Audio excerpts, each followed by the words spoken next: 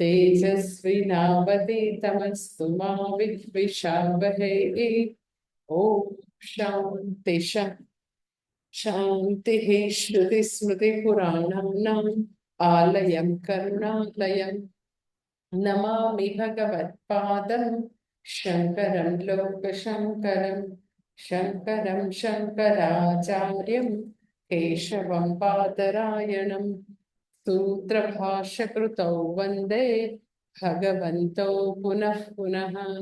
ईश्वरो गुरुरात्मेति मूर्तिभेदविभागिने व्योमवद्व्याप्तदेहाय दक्षिणामूर्तये नमः। ओम આપણે જે શ્લોક અત્યારે કરીએ છીએ ભગવદ્ ગીતાનો 16મા અધ્યાયના શ્લોક છે. તો હું બોલું છું, તમે ગીતાજી ન હોય તો ખાલી રિપીટ કરશો, ગીતાજી હોય તો બોલશો. ઓકે. अथ षोडशोऽध्यायः। हाँ रिपीट करो। अथ षोडशोऽध्यायः। श्रीभगवानुवाच પુરુષોત્તમ મહિનો શરૂ થયો ભાઈ, ગીતાજીનું ચેન્ટિંગ કરો. સારું છે, આજે પહેલો દિવસ છે. હા, અને ગીતાજી તમને ચેન્ટિંગ અને ભણવા મળે, કેટલું સારું ને. પુરુષોત્તમ મહિનો શરૂ થયો છે તો. શ્રી ભગવાન ઉવાચ અભયમ સત્વ સંશુદ્ધિ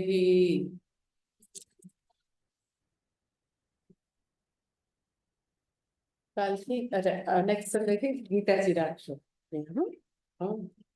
જ્ઞાન યોગ વ્યવસ્થિતિ દાનમ દમશ્ય યજ્ઞશ્ચ સ્વાધ્યાયસ્તપ આર્ષવમ અહિંસા સત્યમ ક્રોધઃ ત્યાગ શાંતિરપૈશુનમ દયા ભૂતેષ્વલો લુપ્ત્વમ માધવમ હીરચાપલમ તેજ ક્ષમા ધૃતિ શૌચમ અદ્રોહો નાતિમાનિતા ભવન્તિ સંપદં દૈવીમ અભિજાતસ્ય ભારત. હા અને બરાબર. ઓકે છે, ઓકે છે, વાંધો નહીં.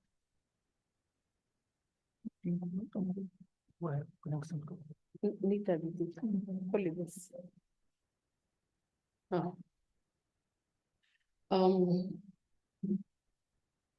ગીતાજીનો 16મો અધ્યાય જે છે એમાં મેં તમને વાત કરી એમ બધી દૈવી સંપત્તિની વાત કરી છે. તો આપણે ગયે વખતે અભિતા વિશે જોયું, અને હવે પછી બીજી એવી દૈવી સંપત્તિની ભગવાન વાત કરે છે. That is સત્વ સંશુદ્ધિ. સત્વ શબ્દ જે છે મેં તમને ગયે વખતે વાત કરી હતી કે સત્વ રજસ તમસ 3 ગુણ માટે બી સત્વ શબ્દ વપરાય છે. એટ ધ સેમ ટાઈમ સત્વ શબ્દ જે છે અંતઃકરણ માટે પણ વપરાય છે. એટલે ભગવાન બીજી દૈવી સંપત્તિ એ છે અંતઃકરણ શુદ્ધિ. સત્વ મીન્સ અંતઃકરણ અને શુદ્ધિ. હવે સૌથી પહેલો સવાલ એવો થાય કે શા માટે અંતઃકરણ શુદ્ધિની અપેક્ષા છે. પછી બીજું કે અંતઃકરણમાં કઈ કઈ અશુદ્ધિ છે અને શા માટે મારે મારું અંતઃકરણ શુદ્ધ કરવાનું છે. તો અંતઃકરણમાં આપણને ખબર છે કે ઘણી બધી અશુદ્ધિ છે. લાઈક યુ નો કે વ્યક્તિ જે છે એવું ક્યાંક આવે તો જૂઠું બી બોલી દે, કોઈને હર્ટ થાય એવા શબ્દો બી બોલે, ગુસ્સો કરે, પછી તો કે પોતાની ડ્યુટી બજાવવાની હોય તો ડ્યુટી બજાવવાની બદલે એ બધા બહાનાબાજી કરે, મેન્યુપ્યુલેશન કરે, ખટપટ કરે, નિંદા કરે, ચોરી કરે, લાંચ લે, nth નંબર ઓફ થિંગ્સ એવી તમે કહી શકો, જેને શાસ્ત્રની ભાષામાં કેવું હોય તો ષડરીપુ કે કામ, ક્રોધ, લોભ, મદ, મોહ, માત્સર્ય. સો અશુદ્ધિ તમે શોધવા બેસો તો કેટલી બધી છે આપણી અંદર. પછી બીજો એક ઇમ્પોર્ટન્ટ પોઈન્ટ હું તમને વચ્ચે કહી દઉં કે અહીંયા આગળ ભગવાન અંતઃકરણની અશુદ્ધિની વાત કરે છે. આત્મામાં કોઈ અશુદ્ધિ નથી. આત્મા નિત્ય શુદ્ધ છે. નિત્ય શુદ્ધ બુદ્ધ મુક્ત સ્વરૂપ એ આત્મા છે. તો જે બધી અશુદ્ધિ જે છે એ મનમાં કે અંતઃકરણમાં રહેલી છે. અમુક એવા બી એવા સંપ્રદાય એવા કલ્ટ છે કે એ લોકો એવું માને છે કે ખરેખર આત્મામાં અશુદ્ધિ છે. તો ક્યારે આત્મામાં અશુદ્ધિ છે એવું ભગવદ્ ગીતામાં ઉપનિષદમાં ક્યાંય જોવા નહીં મળે. આપણા મનમાં આપણા અંતઃકરણમાં બધી અશુદ્ધિ છે, જે આપણને રોજબરોજનો અનુભવ પણ છે. કે વ્યક્તિ જે છે શોર્ટકટ માટે જૂઠું બોલી દેશે, પછી પોતાનું કર્તવ્ય કર્મ ન બજાવે, એવું બધું નાનું મોટું બધું બધાનું ચાલ્યા જ કરતું હોય. અને કોણ કેટલું જૂઠું બોલે છે, મેન્યુપ્યુલેશન કરે છે, ખટપટ કરે છે, અને આમ કે ના આમ કે એવી વક્રતા હોય, મન વચન કર્મમાં એકતાંતા ન હોય, બધા પોતપોતાને પોતાની ખબર. સો અશુદ્ધિ ઘણી બધી છે, મનમાં મેલ ઘણો બધો છે. તો સવાલ એ છે કે શા માટે ભાઈ મારે મારું હૃદય શુદ્ધ કરવાનું છે? રીઝન શું છે? તો સૌથી પહેલું રીઝન એ છે કે આપણે આપણા હૃદયમાં જ્ઞાન સ્વરૂપ ભગવાનને લાવવા છે. આપણને આત્મજ્ઞાન જોઈએ છે. આપણે વેદાંતના સાધક હોય ને આપણે હવે હું એમાંય એની જર્ની માટે નીકળ્યા હોય કે હું કોણ છું, ઈશ્વર તત્વ શું છે, મારું અને ઈશ્વર વચ્ચેનું શું રિલેશનશીપ છે, જીવ જગત અને જગદીશ વચ્ચે શું રિલેશનશીપ છે, એ બધું શોધવું છે. ઇન અધર વર્ડ કે આપણે આત્મજ્ઞાન પ્રાપ્ત કરવું છે. જ્ઞાન માર્ગમાં આપણે પ્રગતિ કરવી છે. તો અશુદ્ધ હૃદયમાં કોઈ શક્યતા જ નથી. અંદર બહુ બધા ખટપટ, કાવા દાવા, જૂઠાણા, વંચના એવું બધું છે. તો એવા લોકો માટે આત્મજ્ઞાન પ્રાપ્ત કરવું લગભગ અશક્ય છે. તમે એમ કહો કે ના રે ના, અમે લોકો અહીંયા બેઠા જ છીએ, આત્મજ્ઞાન માટે આવ્યા છે, ગીતાજી ભણવા આવ્યા છે, તો એ તો કઈ બી એવું તો આડાવડું બધું સંસારમાં ચાલ્યા કરતો હોય તો એમને ભણી જ શકીએ છે. સપોઝ તમે મારી આ એવી આર્ગ્યુમેન્ટ કરો તો એનો હું તમને જવાબ આપું કે વ્યક્તિ કદાચ જ્ઞાન પ્રાપ્ત સાંભળી શકે, કદાચ પોતાના માતા પિતાના બ્લેસિંગ હોય, પોતાના દાદા દાદીના બ્લેસિંગ હોય, તો એવા એના પુણ્યના પરિપાકે તમને શાસ્ત્ર શ્રવણ પ્રાપ્ત થઈ શકે ખરું, પણ તમારા માટે એ ફલીભૂત ન બને, તમને એનું ફળ ન મળે. એનું કોઈ જ્વલંત એક્ઝામ્પલ આપણી પાસે હોય તો ભગવદ્ ગીતાની અંદર જ ધૃતરાષ્ટ્ર છે. તમને ખબર હશે કે ભગવદ્ ગીતા આપણા બધા સુધી આવી એની પહેલા સૌથી પહેલા ભગવદ્ ગીતાના જો શ્રોતા કોઈ હોય તો એ અર્જુન છે. અર્જુન જે છે એ શ્રોતા છે સૌથી પહેલા, અને ભગવાન પોતાના શ્રી મુખેથી ભગવદ્ ગીતા અર્જુનને કીધેલી છે. ક્યાં આગળ? તો કે મહાભારતના યુદ્ધ વખતે રણ મેદાનમાં. હવે જે વખતે ભગવાન કહી રહ્યા છે ત્યારે એ જ સમયે સાયમલ્ટેનિયસલી જો કોઈ સાંભળી રહ્યું હોય તો એક વ્યક્તિ સાંભળી રહી હતી પેલેસમાંથી, હસ્તિનાપુરના. કોણ સાંભળી રહ્યું હતું? સંજય. એટલે જ્યારે અર્જુન સાંભળી રહ્યો હતો તો એ જ વખતે સાથે સાથે જ સંજય બી સાંભળી રહ્યા હતા. તો બીજા કોઈ શ્રોતા હોય તો એ યુ કેન સે સંજય છે. સૌથી પહેલા શ્રોતા તો કે અર્જુન, પછી તો કે સંજય, પછી ત્રીજા શ્રોતા કોણ છે? ના, હનુમાનજી તો એ જ વખતે સાયમલ્ટેનિયસલી સાંભળી રહ્યા છે.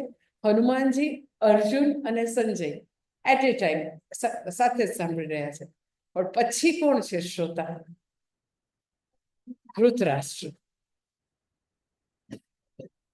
એટલે ધૃતરાષ્ટ્રને 18 દિવસ પૂરા થયા પછી બી ગીતાજી નથી કીધી. ક્યારે કીધી છે? તો કે 10મા દિવસે જ કીધેલી છે. જ્યારે 10મા દિવસે મહાભારતના યુદ્ધમાં એટલો બધો નરસંહાર થાય છે, એટલા બધા યોદ્ધાઓ ઉપર ભીષ્મ પિતામહ આમ પોતાની જે શૂરવીરતાથી બધા ઉપર આમ ટોટલ હાવી થઈ જાય છે. એટલો બધો વિનાશ થઈ રહ્યો હોય છે. પછીથી એવું લાગે છે સંજયને કે જો ધૃતરાષ્ટ્રને હું ભગવદ્ ગીતાનો ઉપદેશ આપું તો આ 10મા દિવસ પછી પણ જો એ કહેશે તો યુદ્ધ બંધ થઈ જશે, તો હજી વધારે સંહાર થતો, વિનાશ થતો અટકાવી શકાશે. એવા શુભ આશયથી એ ધૃતરાષ્ટ્રને આખી ભગવદ્ ગીતા કહેવાની શરૂઆત કરે છે. માટે પહેલા અધ્યાયની શરૂઆત ક્યાંથી થાય છે? ધૃતરાષ્ટ્ર ઉવાચ. તો એ વખતે ધૃતરાષ્ટ્રને આખી ગીતાજી કહે છે. પણ તમને લાગે છે કે ધૃતરાષ્ટ્રને કોઈ આત્મજ્ઞાન થયું એવું લાગે છે? સો એની ઉપરથી સૌથી મોટી વસ્તુ પુરવાર થાય છે કે કોઈ પણ વિદ્યા માટે પાત્રતા જરૂરી છે. ક્વોલિફિકેશન વિના, અધિકારીત્વ વિના, પોતાની કોઈ પણ પ્રકારની લાયકાત વિના કોઈ બી વિદ્યા ન મળે. તમારે મેડિકલમાં જવું હોય તો ન મળે, એન્જિનિયરિંગમાં ન મળે, સીએ કે સીએસ થવું હોય તો બી કંઈક ને કંઈક તો ક્વોલિફિકેશન જોશે. કે ઓકે 12th સાયન્સમાં નીટમાં પેપર લીક થાય તો આટલા તો જોશે પર્સન્ટેજ, તમારી સ્કૂલની એક્ઝામમાં આટલું જોશે. તો બધે everywhere they ask for qualification. નાનકડી એવી નોકરી હશે, આપણા આશ્રમમાં સાવ નાની નોકરી હોય એમ, યુ કેન સિલેક્ટ સુપરવાઇઝરની, તો બી હું ક્વોલિફિકેશન માંગુ. એમનું કે હા તું ગ્રેજ્યુએટ છો, પણ એટલું તો માંગુ કે ભાઈ મહેનત કરવાની તૈયારી છે. બધા લેબર સાથે સરખી રીતે તું વાત કરી શકીશ કે તોછડાઈથી વાત કરીશ? નહીતર મારા લેબર ભાગી જશે. સો તમે જોજો, કોઈ બી નાની મોટી નોકરી છે કે કંઈ બી ભણતર છે, વિદ્યા પ્રાપ્ત કરવાની, બધે લાયકાત જરૂરી છે. અધિકારીત્વ જોઈએ, ક્વોલિફિકેશન જોઈએ, પાત્રતા જોઈએ. તો સેમ થિંગ એપ્લિકેબલ ટુ બ્રહ્મ વિદ્યા ઓલ્સો. કે વ્યક્તિને ભગવદ્ ગીતા ભણવું છે તો એના માટે એની પોતાની અંતઃકરણની તૈયારી જોશે. ભગવદ્ ગીતા ભણવા માટે ફોર્મલ એજ્યુકેશન કદાચ ન હોય તો ચાલે, કે વ્યક્તિ ગ્રેજ્યુએટ છે, ડબલ ગ્રેજ્યુએટ છે, ન હોય તો ચાલે, પરંતુ મનની તૈયારી જોશે. કઈ તૈયારી જોશે? તો કે મનની શુદ્ધિની અપેક્ષા છે. જે મનની અંદર બહુ જ બધી અશુદ્ધિ પડેલી છે, બહુ જ બધો અધર્મ છે, અનીતિ છે, તો એના મનની અંદર બહુ બધી કોન્ફ્લિક્ટ હશે, સંઘર્ષ હશે. તો એવું મન જે છે એ જંપીને શ્રવણ નહીં કરી શકે. ઇફ એટ ઓલ કોઈક પુણ્યના પરિપાકે ધૃતરાષ્ટ્રની જેમ શ્રવણ કરે તો બી ધૃતરાષ્ટ્રએ આખું બધું શ્રવણ કર્યા પછી પણ એને અર્જુનની જેમ એવું નથી કીધું નષ્ટો મોહ સ્મૃતિ લબ્ધવા કરીશે વચનમ તવ, એવું નથી કીધું. એટલે કોઈક આપણા જન્મો જન્માંતરના પુણ્યનો પરિપાક હોય ને તમે કંઈક સાંભળવા આવી જાઓ, પણ ભગવદ્ ગીતાના શ્રવણનું ફળ શું છે? તો કે આપણા જીવનમાં નિરાત આવે, સુખ આવે, શાતા આવે, શાંતિ આવે. આપણી બધી રેસ્ટલેસનેસ, એકદમ બહુ બધી એન્ઝાઇટી હોય, બહુ બધી ચિંતા હોય, ઓવર થિંકિંગ હોય, સ્ટ્રેસ હોય, એ બધું દૂર થાય. એવું નથી કે આખી ભગવદ્ ગીતા પૂરી કરો પછી દૂર થાય, નો. જેટલું શ્રવણ થાય એટલે અંશે વ્યક્તિ રિલેક્સ થતી જાય. આ ભગવદ્ ગીતાનું અમૃત એવું મહાન છે, પ્રોવાઇડેડ વ્યક્તિમાં અંતઃકરણ શુદ્ધિ હોય, પાત્રતા હોય તો ડેફિનેટલી વ્યક્તિ તો કે પોતાના જીવનમાં ખૂબ જ સુખ શાંતિ અને નિરાંત લાવી શકે, સ્ટ્રેસમાંથી મુક્ત થઈ શકે, અને બધે જ એને રિલેશનશીપમાં બધી જગ્યાએ હાર્મનીથી કામ કરી શકે. અશાંતિ ને ઝઘડા ને ખટપટ ને અહંકાર એ બધું ધીરે ધીરે ધીરે ધીરે લાઈફમાંથી ઓછું થાય. જેમ જેમ શ્રવણ વધતું જાય એમ એમ બધી આવી વસ્તુઓ જે છે અશાંતિ કરનારા તત્વો લાઈફમાંથી ઓછા થઈ જાય. એટલે જ્યારે વ્યક્તિ ક્વોલિફિકેશન સાથે અધિકારીત્વ સાથે શ્રવણ કરશે તો એ ફળ સુધી પહોંચી શકશે. એટલે અંતઃકરણ શુદ્ધિની ખૂબ જ આવશ્યકતા છે. અંતઃકરણ શુદ્ધિ વિનાનું શ્રવણ ફલીભૂત નહીં થાય. એટલે તમે સપોઝ મને પૂછો, અરે પણ માતાજી બધી ધાર્મિક સંસ્થામાં તો હજારો ને લાખો લોકો ઉમટતા હોય, એ બધાનું ક્યાં અંતઃકરણ શુદ્ધ છે? તો જ્યાં બી તમને એટલા બધા લોકો ઉમટતા દેખાય છે, એ તમને કોણે કીધું કે એ વેદાંતના સાધક છે? એ ભગવદ્ ગીતા ભણવા ક્યાં આવ્યા છે? એ તો કોઈક લાયન્સ કે રોટરી ક્લબમાં પોતાનું નેટવર્કિંગ માટે આવ્યા છે, પોતાના બિઝનેસ માટે આવ્યા છે, દીકરા દીકરીને તો કે વ્યવિચાર કરવા માટે આવ્યા છે. એક જુદી જાતની આધુનિક ક્લબ છે કે જ્યાં બધા લોકો પોતાનું નેટવર્કિંગ કરે છે. સો એ લોકો અર્થકામ માટે આવ્યા છે. જ્યારે ભગવદ્ ગીતા જે છે એ બેઝિકલી જે લોકોએ દુન્યવી પ્રાપ્તિની મર્યાદા જોઈ છે અને હવે એને એનાથી કોઈક હાયર લેવલમાં હવે પ્રગતિ કરવી છે, ધર્મ અને મોક્ષ માર્ગમાં એને હવે કંઈક પોતાના ઇનર ગ્રોથ માટે, ઇનર સ્ટ્રેન્થ પ્રાપ્ત કરવા માટે ભગવદ્ ગીતાના શ્રવણ માટે આવેલા છે. એટલે ભગવદ્ ગીતાનો સાધક જે છે એ બહુ જ મેચ્યોર છે ને દુનિયા જોઈ છે, દુનિયાવી પ્રાપ્તિઓની મર્યાદાઓનો સાક્ષાત્કાર છે. કે પૈસા મને આટલું આપી શકે, આજે બધા દુનિયાવી ભોગ છે આટલું જ આપી શકે, પણ મને એક પરમેનન્ટ હેપીનેસ, કાયમી સુખ અને શાંતિ જોઈએ છે. એ ક્યાં છે?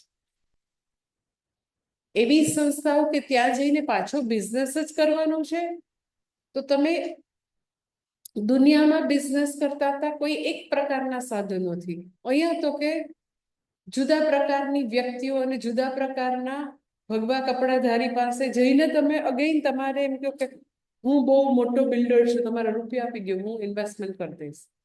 સો again you are doing business. મને એમાં કઈ કમેન્ટ નથી કરવી, પણ મારે એટલું જ કહેવું છે કે એ લોકો કોઈ ધર્મ માટે કે ઇનર ગ્રોથ માટે કે સુખ શાંતિ માટે નથી જતા. ફરીથી એ લોકો ત્યાં જઈને પોતાથી પૈસા નથી કમાવા તો જુદી રીતે પૈસા કમાવાની બિચારા કોશિશ કરે છે. એટલે મારા ગુરુજી હંમેશા કહેતા કે વેદાંત છે એ ક્યારેય માસ માટે નથી, એ ક્લાસ માટે છે. કહેવાનું તાત્પર્ય એવું છે, માસ માટે નથી, ક્લાસ માટે. શા માટે? તો કે એના માટે બહુ બધું ક્વોલિફિકેશન જોઈએ, બહુ બધી અંતઃકરણની તૈયારી જોઈએ. એટલે it's not as such, it's open to all. Bhagavad Gita એ રાજમાર્ગ છે. ભગવાન એમ કે છો બધા ભણો, હું ક્યાં ના પાડું છું, પણ સ્ટીલ બધા નથી ભણી શકતા. ધૃતરાષ્ટ્રની જેમ ઇફ એટ ઓલ એ લોકો પાસ આવે તોય બિચારાને એનું ફળ નહીં મળવાનું, એટલે એને આમ બોરિંગ લાગે કે આ શું વળી ભગવદ્ ગીતા, એ નાચવા બાચવાનું નથી, કઈક ઝીંચક નથી, રાસ ગરબા નથી કરતા, પછી થોડીક વાર ઉભા થઈને ભજન નથી કરવાના. સાચે એકવાર એક ભાઈ એવું નાચવા વાળા એવા ગુરુ પાસેથી રણેશ્વર મંદિરમાં આવ્યા ને, એક બિચારા આપણા અમુક આપણા બધા સાધકો હોય ને તમારી જેવા, તો આમ ઉત્સાહી હોય ને, આવું આવું ભગવદ્ ગીતા ભણવા મળશે. એટલે એ ભાઈ એક બીજી સંસ્થામાં બહુ જ એક્ટિવ, આમ લીડર છે એવો રોલ, બહુ જાણીતી સંસ્થા. એટલે એ બેનને એમ થયું કે હું જે જાણીતી સંસ્થાના લીડરને ભગવદ્ ગીતા ભણાવવા લાવી, કારણ કે એના ગુરુ અવારનવાર એમ કે ભગવદ્ ગીતા બહુ મહાન છે, હું તો બધા કહીશ, બધા જ કે ભગવદ્ ગીતા, કારણ કે કોઈ પણ હિન્દુને બહુ જ ગમતી વાત છે. એટલે કોઈ બી ગુરુ કે, એટલે ઓલાને એમ થાય કે મારા ગુરુએ કીધું છે ને, એટલે ચલો હું ભગવદ્ ગીતાને રાણેશ્વર મંદિરમાં માતાજી પાસે જાઓ. ઓલા બેન બહુ ખુશ થઈ ગયા, બહુ જ, કે ઓલી જે ફલાણી સંસ્થા અવડી મોટી એનો વ્યાપ છે અને એના ગુરુ પાસે આ બરોડા સેન્ટરના હેડ છે, એને હું લાવી ક્લાસમાં.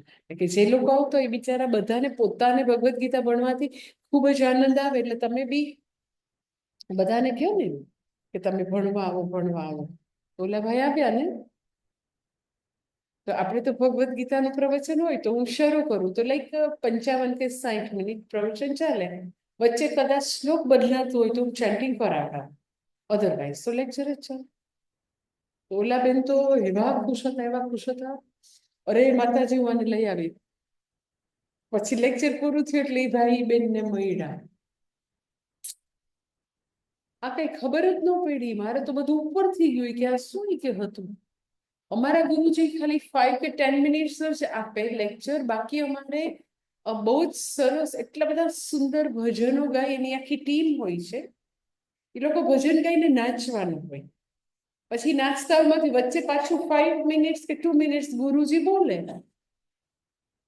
આટલું 60 મિનિટ્સ કે 55 મિનિટ્સ કોઈ થોડું ઉપદેશ આપે, થોડું સાંભળવાનું. એટલે મારું કહેવાનું તાત્પર્ય છે કે અગર વ્યક્તિમાં ધૃતરાષ્ટ્રની જેમ અધિકારીત્વ નથી તો સાંભળી નહીં શકે. કારણ કે ભગવદ્ ગીતા ક્યારેય માસ માટે છે જ નહીં, ક્લાસ માટે છે.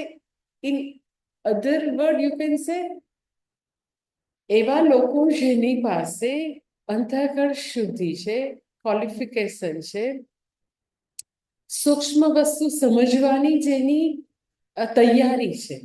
ભગવદ્ ગીતા ભણવા માટે 2 પ્રકારનું ક્વોલિફિકેશન જોઈએ. એક અંતઃકરણની શુદ્ધિ જોઈએ, એટ ધ સેમ ટાઈમ અંતઃકરણ તમારું સૂક્ષ્મ બી જોઈએ. સટલ ઇન્ટેલેક્ટ, સટલ મીન્સ તમે એવી સૂક્ષ્મ વસ્તુ ને સમજી શકો. લોકોને નાચગાન અને ગરબા ને મોટેથી મ્યુઝિક ને પેલા હમણાં યંગસ્ટર્સનું ચાલે છે ને ભજન ક્લબ, શું એને કંઈક નામ, હા એવું કંઈક છે. બધા યંગસ્ટર્સ ભજન જેમ કે જેમ સમય કંઈક છે ને. હા, તો લોકોને ખૂબ મ્યુઝિક વાગતું હોય, નાચવાનું હોય, તો એ બધી એકદમ ગ્રોસ અભિવ્યક્તિ છે. જ્યારે કે ભગવદ્ ગીતા ભણવા માટે you need that subtle intellect. સૂક્ષ્મ બુદ્ધિ જોઈએ, શુદ્ધ બુદ્ધિ જોઈએ. આ ક્વોલિફિકેશન છે. અને એવું ક્વોલિફિકેશન જે છે એ એક જન્મની પૂંજી નથી. ઇટ્સ લાઈક જન્માંતરથી આપણે ધીરે કરતા અંતઃકરણ શુદ્ધિના સંસ્કારો ભેગા કરેલા હોય ત્યારે જઈને વ્યક્તિનું હૃદય એવું હોય કે એ શાંતિથી શ્રવણ કરી શકે some length of time. Otherwise attention span જ લોકોનો રહ્યો નથી રીલના જમાનામાં. એટલે એટલી એકાગ્રતા હોવી, ચિત્ત નૈશ્ચર્ય હોવું, શાંતિથી ભણવું, મનન કરવું, આત્મસાત કરવું, એ બધી વસ્તુને પોતાની લાઈફમાં ઉતારવાની કોશિશ કરવી, એ બહુ જ લાંબી જર્ની છે જે બધા લોકો હજી એના માટે પોતાની જાતને પ્રિપેર નથી કરેલી. In that sense it's not for mass class માટે છે. એટલે ભગવદ્ ગીતા ખરેખર એવા રેરેસ્ટ દુર્લભ લોકો જે છે એ લોકોને જ ભગવદ્ ગીતા આ જ ભણવા મળતી હોય, ભણીને આત્મસાત કરી શકતા. એટલે અંતઃકરણ શુદ્ધિની અપેક્ષા એટલા માટે છે કે આપણે ભગવદ્ ગીતા ભણી શકીએ. જ્યાં આગળ ભગવાનને આપણા હૃદયમાં જ્યાં લાવવાના છે, અવતરણ કરવાનું છે, તો એ જગ્યામાં બહુ બધી અશુદ્ધિ હશે તો ભગવાનનો જ્ઞાનમય અવતાર થશે નહીં. એટલે ભગવદ્ ગીતા ભણવા માટે, વેદાંત ભણવા માટે અંતઃકરણ શુદ્ધિ જરૂરી છે. હવે આદિશંકરાચાર્યજી મહારાજ અંતઃકરણ અશુદ્ધિની એક સરસ વ્યાખ્યા આપે છે કે શું છે અંતઃકરણ અશુદ્ધિ, અથવા તો યુ કેન સે અંતઃકરણ શુદ્ધિ કોને કહેવાય, તો કે છે સમવ્યવહારેષુ પરવંચના માયા અનૃતાદિ પરિવર્જનમ શુદ્ધ ભાવેન વ્યવહાર. અંતઃકરણ શુદ્ધિની આવી વ્યાખ્યા આપે છે કે આપણા ડે ટુ ડે વ્યવહારમાં માયા એટલે આપણે મેન્યુપ્યુલેશન કરીએ, પરિવંચના જૂઠું, અનૃત એટલે જૂઠું બોલીએ, માયા, પરવંચના, અનૃત આ બધું દૂર કરીએ અને શુદ્ધ ભાવેના વ્યવહાર. જ્યારે આપણે આપણી પોતાની વ્યક્તિઓ સાથે ઇન્ટરપર્સનલ રિલેશનશીપમાં બીજા લોકો સાથે આપણામાં એવી મોરલ કરેજ હોય કે આપણે શુદ્ધ ભાવથી વ્યવહાર કરીએ. એકચ્યુઅલી સત્ય બોલવા માટે શુદ્ધ ભાવથી જે છે એક્ઝેક્ટલી એ જ વસ્તુ બોલવા માટે મોરલ કરેજ જોઈએ. મોટા ભાગના લોકો તો કેવી રીતે સત્ય નથી બોલતા, ના પછી ઘરમાં હોળી થશે, ના પછી એને ઝઘડો થશે, ના એને પછી ખોટું લાગશે, એને ગમશે નહીં, એને કદાચ જવા દો નહીં. સો શુદ્ધ ભાવથી વ્યવહાર કરવાનો, અનૃત વગેરે વર્જિતમ, એને જ્યારે આપણે ત્યાગીએ છીએ that is called અંતઃકરણ શુદ્ધિ. એટલે in other words you can say કે ક્લીન હાર્ટ છે, વ્યક્તિ ટ્રાન્સપરન્ટ છે, પારદર્શી છે, that is અંતઃકરણ શુદ્ધિ. પછીનો પોઈન્ટ એ છે કે હવે તમે કહો કે મને મારું હૃદય શુદ્ધ છે, મને કેમ ખબર પડે? અંતઃકરણ શુદ્ધિની નિશાની શું? તો જેમ જેમ આપણું અંતઃકરણ શુદ્ધ થાય એમ એમ તમે એવું કહી શકો કે વ્યક્તિ ઇમોશનલી મેચ્યોર બને, પરિપક્વ બને. અને એવી પરિપક્વ વ્યક્તિ તમારે માપવું હોય કે તમારું હૃદય શુદ્ધ છે કે નહીં, તો એવી પરિપક્વ વ્યક્તિની પહેલી નિશાની એ છે કે પ્રસન્ન ચિત્ત, પ્રસન્ન. અંતઃકરણ અશુદ્ધિ વાળી વ્યક્તિ જે છે ને કેવી હોય ખબર છે? તો કે ફરિયાદી હોય, ફરિયાદી. બધી જગ્યાએ જ્યાં જાય ત્યાં કમ્પ્લેન જ કરે, પણ આ તો આવું છે, પણ આ તો આવા છે, પણ આ તો આમ તો છે, પણ આ તો આમ છે. હમણાં એક પોડકાસ્ટ જોતી હતી ને સુબ્રમણ્યમ સ્વામી પોડકાસ્ટ, આખું ને જોઈ, થોડુંક મેં અમે એની પેલી જોઈ પણ મેં બંધ કરી દીધું. પછી જેટલા પોલિટિશિયનનું કીધું ને કે રાજીવ ગાંધી કેવા, ઇન્દિરા ગાંધી કેવા, નરેન્દ્ર મોદી કેવા, પછી અમિત શાહ કેવા, જેટલા બી બધા લોકો એકદમ યુઝલેસ, અને એના વિશે એવા ખરાબ ખરાબ આરોપો કર્યા, એવા ખરાબ ખરાબ ઇલ્ઝામ લગાવ્યા. તો ઓલી પોડકાસ્ટ કરવા વાળી કે તમને લાગે છે કે કોઈ એક પણ વ્યક્તિ સારી હોય? એક કઈ એના માટે સારી હોય, એક કઈ. ઇટ્સ લાઈક મહાભારતમાં એક એવી એવો પ્રસંગ આવે છે, તમને એમ ખ્યાલ આવે કે એક્ઝેક્ટ શુદ્ધ અંતઃકરણ, અશુદ્ધ અંતઃકરણ કોને કહેવાય? એકવાર ભગવાન જે છે એ અર્જુન અને દુર્યોધન બેયને એક એક ટાસ્ક આપે છે. અર્જુનને કહે છે તું જા તો હસ્તિનાપુરમાંથી એક એકદમ દુષ્ટ માણસને લઈ આવને, જાને સાવ દુર્જન દુષ્ટ નકામા માણસને. અને દુર્યોધનને કહે છે એક સજ્જન વ્યક્તિને લઈ આવ. અર્જુનને એક કઈ ખરાબ વ્યક્તિ નથી મળતી, દુર્યોધનને એક કઈ સજ્જન નથી. સો અંતઃકરણ અશુદ્ધિ છે કે તમને બધે ખોટકા પણ જ દેખાય. અરે પણ આખું જગત મર્યાદાઓનું છે, આખું જગત જે છે એમાં કોઈ પૂર્ણ પુરુષોત્તમ નથી, તો હોવાનું જ ને કોઈકને કાંઈક ને કાંઈક તો તકલીફ હોવાની જ ને. તો લાઈફમાં બધા જ પોતાના સગાવાલા, મિત્ર મંડળ, પોતાના એકદમ ઇન્ટિમેટ લોકો, બધા માટે બસ કમ્પ્લેન કમ્પ્લેન કમ્પ્લેન કમ્પ્લેન. ઈશ્વર કે વ્યક્તિનું અંતઃકરણ અશુદ્ધ છે.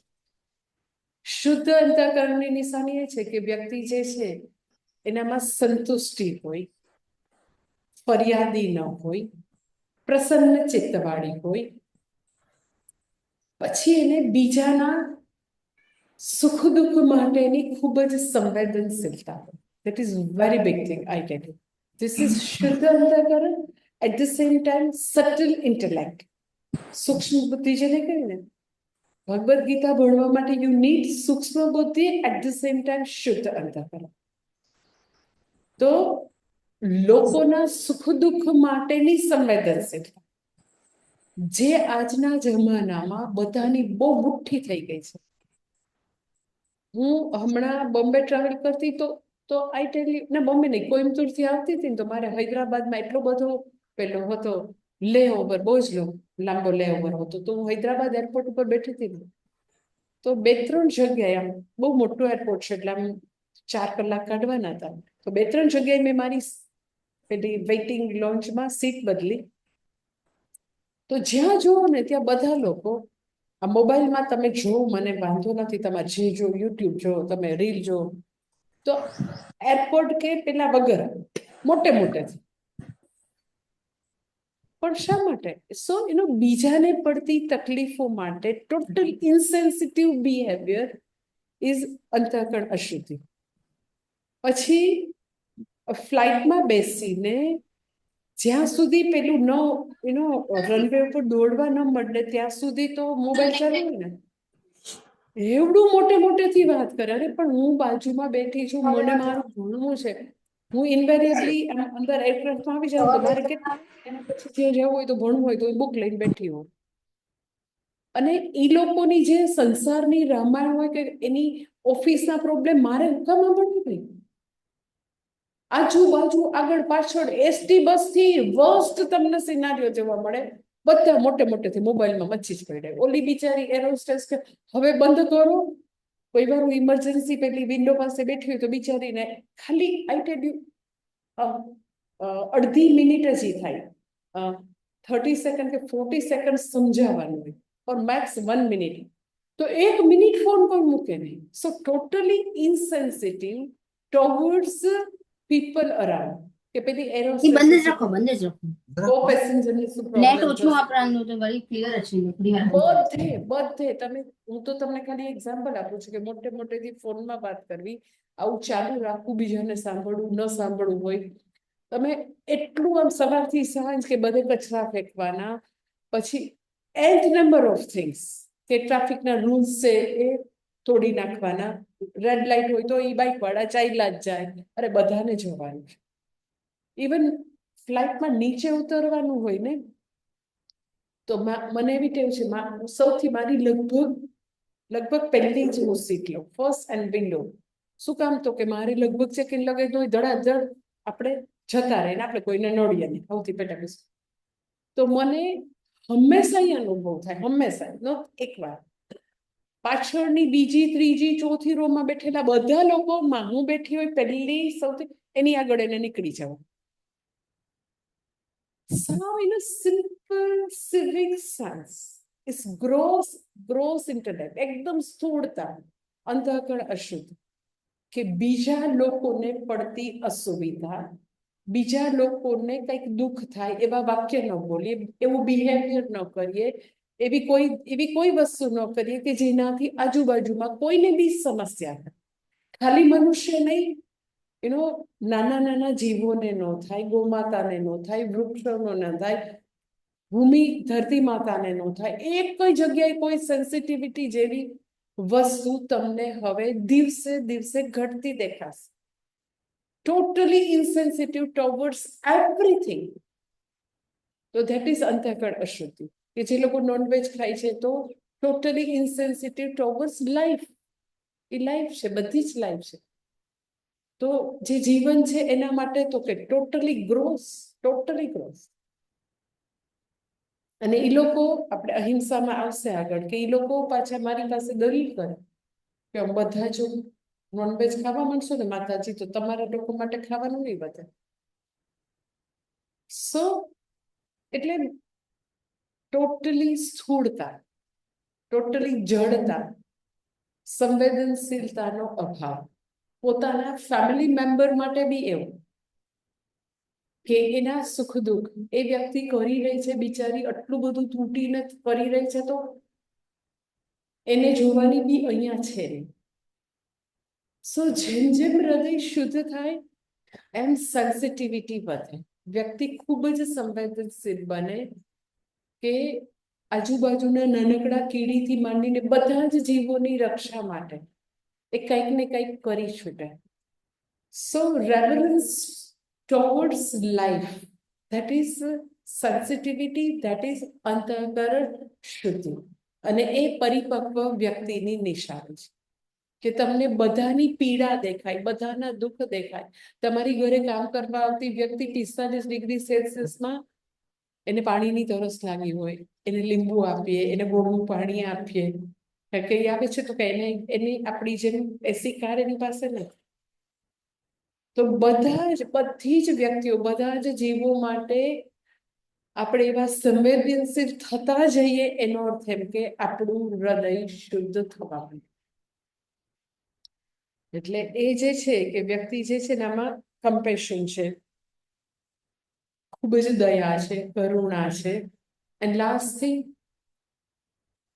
કે જેટલું આપણું લોકો માટેનું જજમેન્ટલ બિહેવિયર ઓછું થાય, લોકોને આપણે આમ આવા જ છે, આવા નથી ને એવું બધું જજમેન્ટલ ન થઈએ. જજમેન્ટલ થયા વિના આપણે શુદ્ધ ભાવેથી વ્યવહાર કરીએ તો એનો અર્થ એમ કે આપણું અંતઃકરણ હવે શુદ્ધ થવા માંડ્યું છે.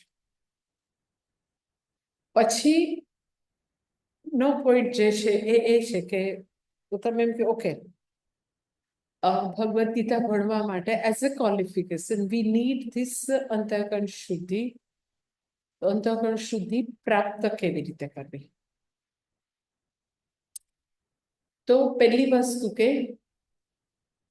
મેં તમને વાત કરી એમ કે અંતઃકરણ શુદ્ધિ પ્રાપ્ત કરવી એ ઓવરનાઇટ પ્રોસેસ નથી, વન શોટ ડીલ નથી કે બસ આમ કર્યું એટલે શુદ્ધિ થઈ ગઈ. નો, જેવી રીતે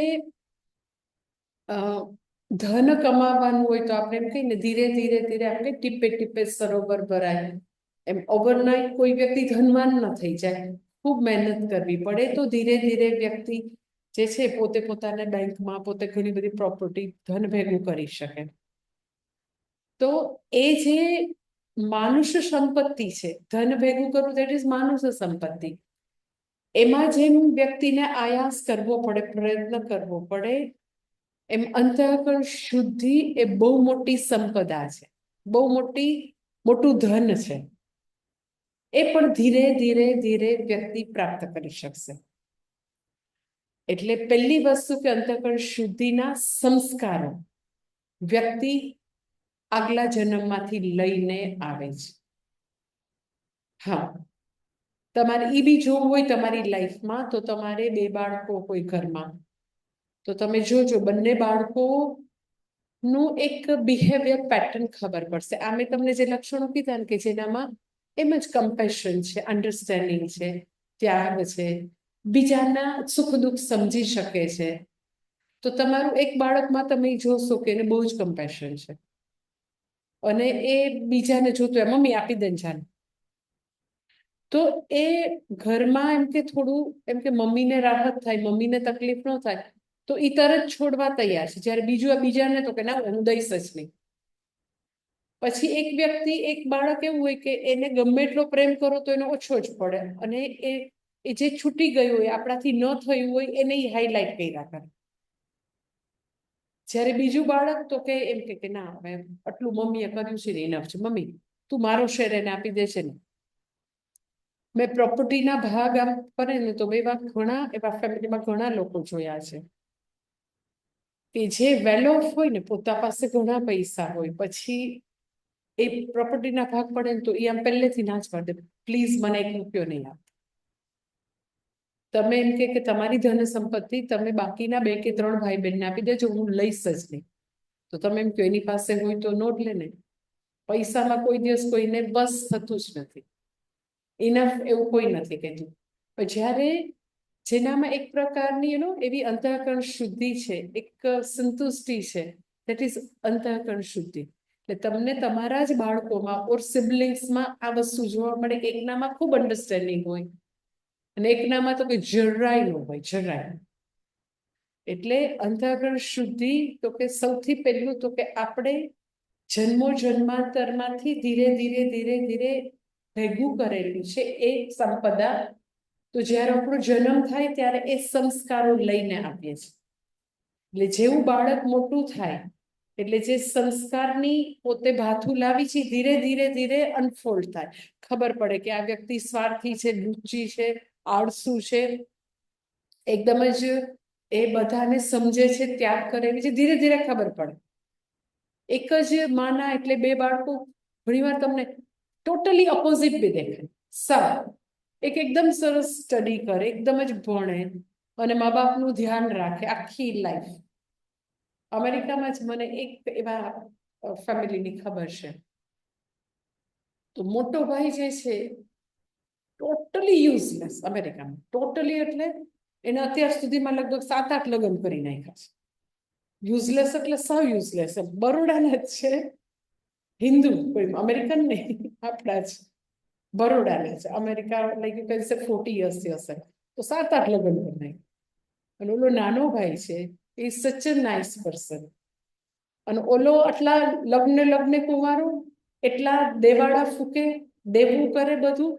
તો ઓલો નાનો ભાઈ જે છે એનુંય કરે, ઓલો મોટો ભાઈ જેટલા કુંડાળા કરે એનુંય કરે, મા બાપ સાજા માંદા તો એની ટોટલ સેવા કરે, આખા ફેમિલીના બે દીકરીના ક્યાંય બી વ્યવહારો એ બધા કરે. ઓલો તો કે કાયમ નડિયા જ કરે. એક જ માના બે સંતાનો, તો તમે એમ કહો આટલો બધો સાવ વિરુદ્ધ.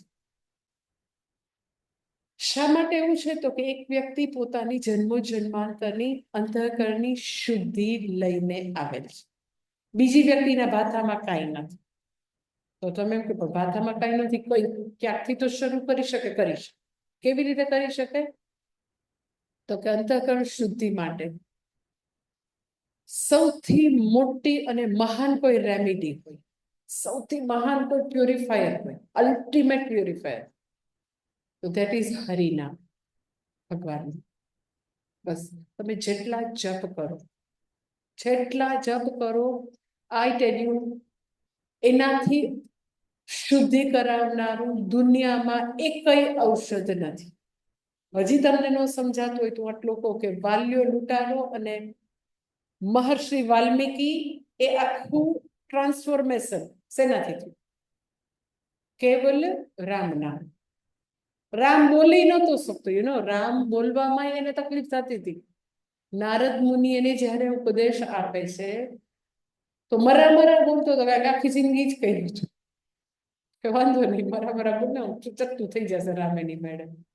સો આટલું બધું અશુદ્ધ અંતઃકરણ છે.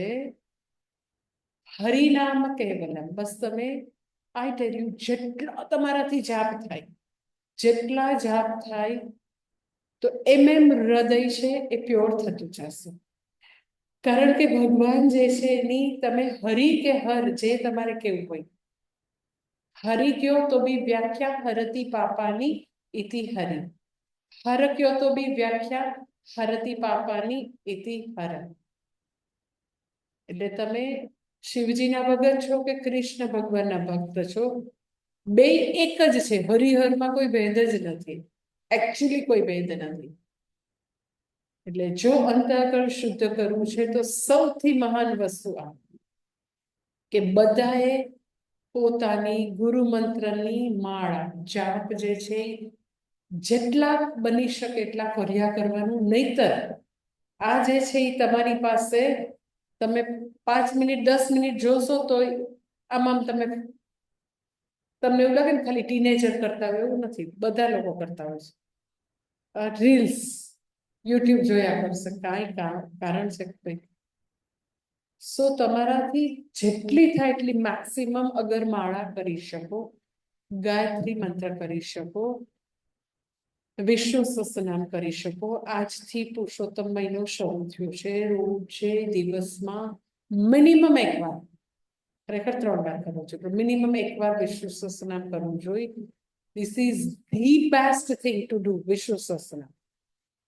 વિષ્ણુ સહસ્રનામ એટલું ચમત્કારી છે કે તમે કલ્પવૃક્ષ છે, જે બી માંગો તમને મળશે, જે બી સંકલ્પ કરો. અને પુરુષોત્તમ માસમાં કરશો તો એનું અધિક ફળ મળશે, અધિક માસમાં અધિક ફળ મળે. તમે આજથી અહીંયા ઓમકારેશ્વર ભગવાન પાસે સંકલ્પ કરીને જઈ શકો કે ડેઈલી 1 વાર કરશું, ઓર 3 વાર કરો તો બેસ્ટ. ઇવનિંગ ના કરો, મોર્નિંગ ના કરો, મિડ મોર્નિંગ કરો, પણ કરજો.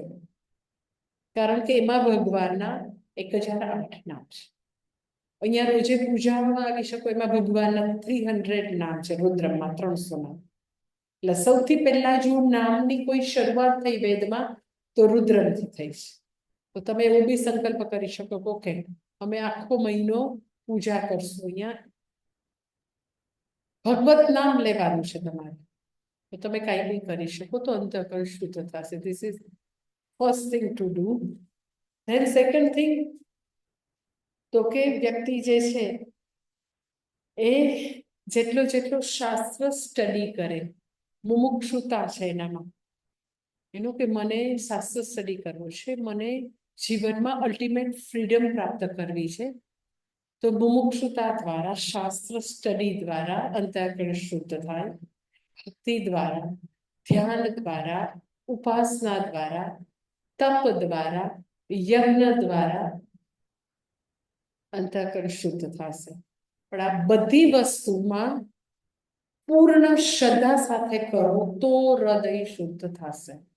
કરતી વખતે તમને એમ થાય કે અરે પણ ક્યારે પૂરું થશે વિશ્વ સહસ્રનામ? માતાજીએ કીધું પણ આ તમારે બહુ લાંબુ વિશ્વ સહસ્રનામ ન કરો ચાલે, આ ગીતાજીમાં પાછળ છે એ કરો તો ચાલે, પણ તમે વારે વારે જોયા કરો આવું પૂરું થાય તો સારું. માતાજી કીધું ના કરવાનું, પણ આ કરવાથી કઈ ખરેખર ફાયદો થતો હશે? ભગવાનના એક જરા નામ કેવું થતો હશે ફાયદો? If you have this type of doubt all the time, તો તમને અંતઃકરણ શુદ્ધ નહીં થાય. પણ તમે પૂર્ણ શ્રદ્ધાથી કે મારા શાસ્ત્ર ભગવદ્ ગીતા ઉપનિષદ મને કદી મિસગાઈડ નહીં કરે, મને કદી એવી વસ્તુ નહીં આપે જેનાથી મને સુખ અને શાંતિ નહીં મળતી હોય, ખરેખર આનાથી મારું ભલું થવાનું હોય. શ્રુતિ જે છે સહસ્ર હિતેશીની શ્રુતિ છે, તો એ મારા હિતની જ વાત કરે, હજારો ગણું હિત એને છે. તો પૂર્ણ શ્રદ્ધા સાથે તમે માળા કરો, વિષ્ણુ સહસ્રનામ કરો, આખો શ્રાવણ મહિનો, આખો પુરુષોત્તમ મહિનો તમે રોજે વધારે નહીં, પણ તમે એમ કહો કે હું 2 અધ્યાય તો કરીશ જ. 9 દિવસમાં એક વાર ગીતાજી પૂરી કરીશ, તો આખો પુરુષોત્તમ મહિનો તમે ગીતાજીનું અનુષ્ઠાન લઈ શકો, પછી વિષ્ણુ સહસ્રનામનું અનુષ્ઠાન લઈ શકો, પછી તમારી માળા છે થોડી વધારી દો, પણ બધું પૂર્ણ શ્રદ્ધા સાથે કે મને હું આશ્રમમાં જાઉં તો મને ત્યાં ગુરુજી જે છે મને મિસગાઈડ ના કરતા, મારા હિત માટે જ કહેતા. એટલે શાસ્ત્ર ઉપર, ગુરુ ઉપર, ભગવાન ઉપર પૂર્ણ શ્રદ્ધા સાથે કરીએ અંતઃકરણ શુદ્ધિ થાય. પછી તો કે જેટલો શાસ્ત્ર સ્ટડી વધશે તો તમારું અંતઃકરણ શુદ્ધ એટલા માટે થશે કે નહીં જ્ઞાને સદૃશમ પવિત્ર મિહ વિદ્યતે, જ્ઞાનથી વધારે પાવનકારી કંઈ છે જ નહીં. તો એનાથી બી હૃદય શુદ્ધ થશે જેટલો શાસ્ત્ર સ્ટડી કરશો. એન્ડ અલ્ટિમેટલી જેટલું તમે તો કે ગુરુ સેવા, ઋષિ ઋણ ચૂકવશો, એટલું તમારું અંતઃકરણ શુદ્ધ થશે. એટલે તમને એવું થાય કે એટલે સેવાથી કેવી રીતે અંતઃકરણ શુદ્ધ થાય, તો એ બી તમને છેલ્લો પોઈન્ટ કહી દઉં કે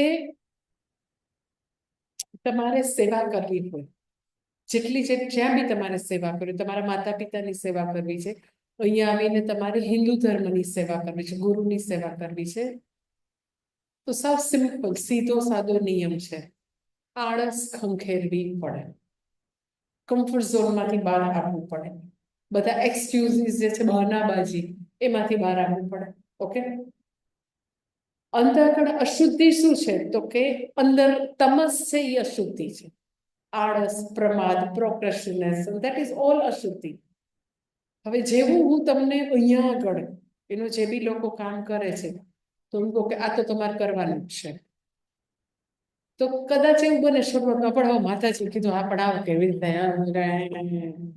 તો આમ જરાક પેલા સાથે તમે કરો, પણ તમને ખબર છે કે આ તો માતાજી પાસે શરણે આવ્યા ને કરવું તો પડશે, કઈ છૂટકો નથી. તો એ કરતા તમે અલ્ટિમેટલી કરો, પણ કરો ત્યારે શું થાય તો કે ક્યાંક ને ક્યાંક તમારે તમારું ટાઈમ મેનેજમેન્ટ સરખું સંભાળવું પડે, ટાઈમ તમારે ગમે ત્યાંથી સ્ક્વીઝ કરીને કાઢવો પડે.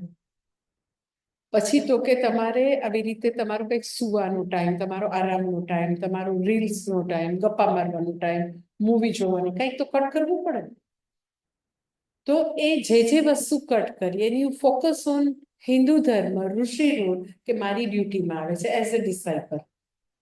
એટલે જીવનમાંથી જ્યાં બી પોતાના માતા પિતાની સેવામાં એ જ વસ્તુ છે કે એ ઘરમાં છે માતા પિતા, વૃદ્ધ માતા પિતા, તો તમે જે જમતા હોય તો એવું પોસિબલ છે કે બિચારા એવું ન બી ખાય તો તમારે એના માટે સ્પેશિયલ રસોઈ કરાવડાવવી પડે. એને સાજા માંદા છે તો તમારે લઈ જવાના છે, એની પાસે બેસવાનું છે. તો બહુ બધું તમારા પક્ષે એડજસ્ટમેન્ટ માંગે, ત્યાગ માંગે, આળસ તમારી દૂર કરવાનું માંગે. એટલે જેમ જેમ સેવા વધે એમ તો કે તમસ ઘટે, એમ તો કે વ્યક્તિમાં રજસ અને સત્વ ગુણની પ્રધાનતા થાય. એટલે જ્ઞાન ત્યાં જ ટકે જ્યાં અંતઃકરણ શુદ્ધ હોય. એટલે અગર તમને એવું લાગે કે મારે મારું અંતઃકરણ શુદ્ધ કરવું છે તો તમે આ બધી વસ્તુ કરી શકો કે હું કાયમ મારી પૂજા પાઠ દ્વારા જપ તપ કરીશ, વિષ્ણુ સહસ્રનામ કરીશ, ગીતા પાઠ કરીશ, શાસ્ત્ર સ્ટડી કરીશ, સેવા કરીશ. then you can get that શુદ્ધ અંતઃકરણ. અને અંતઃકરણ શુદ્ધ છે તો તમે ડેફિનેટલી ભગવદ્ ગીતાની વિદ્યા પ્રાપ્ત કરી શકશો, આત્મસાત કરી શકશો, વ્યવહારમાં લાવી શકશો અને તમને એવી પરમેનન્ટ હેપીનેસ તરફ તમે તમારી યાત્રાને આગળ લઈ જઈ શકશો. ઓમ પૂર્ણમદ પૂર્ણમિદં પૂર્ણાત પૂર્ણમુદચ્યતે પૂર્ણસ્ય પૂર્ણમાદાય પૂર્ણમેવાવશિષ્યતે. ઓમ શાંતિ શાંતિ શાંતિ. હરિ ઓમ. શ્રી ગુરુભ્યો નમઃ. હરિ ઓમ.